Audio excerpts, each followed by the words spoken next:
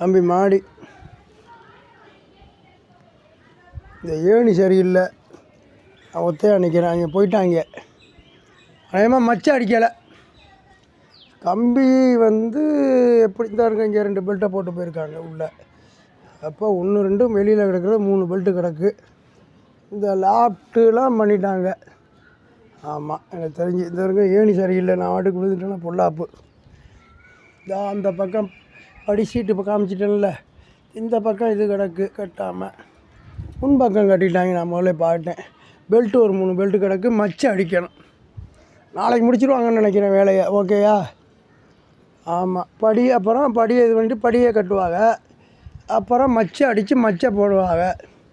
Cover block சொன்னால் கேட்க மாட்டேறா தம்பி. இப்போ யாருடா இதெல்லாம் சொல்கிறேன்.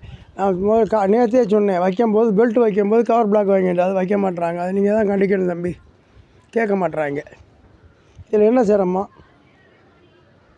ஆமாம், 80% வேலை முடிஞ்சு. 20 என்ன இருக்கும் வேலை? மச்சம் அடிக்கணும். மச்சில் கம்பி. இந்த படியை அடிச்சுட்டாங்க. படியில் கம்பி. அப்புறம் மட்டம் கட்டி காங்கட்டி இன்ஷால்லாம் நாளைக்குன்னா திங்கள் செவ்வாய் புதன்கிழமை போடுங்க. ராஜகுமார் ஒரு கல்யாணத்தில் இருக்கிறாப்புலையா, நைட்டு பேசுவாப்புல.